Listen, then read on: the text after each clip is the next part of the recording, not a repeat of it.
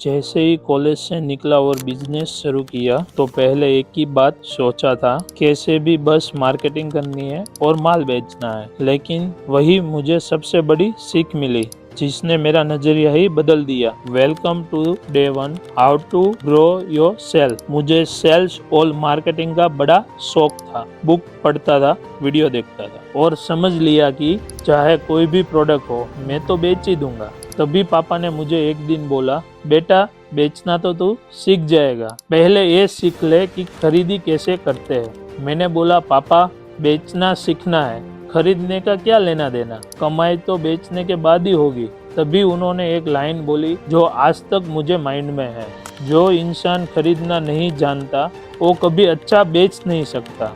यही बात तो हर धंधे की नींव है, चाहे छोटी सी दुकान हो या बड़ी कंपनी। अगर आपको बेस्ट सेलर बनना है तो पहले आपको बेस्ट बायर बनना पड़ेगा, फिर देखो बेचना कितना आसान हो जाता है। फॉलो कीजिए इस वातुड़ी की सेल्स सीरीज को, जिसमें हम सेल के सीक्रेट जानेंगे। थैंक यू दोस्तों।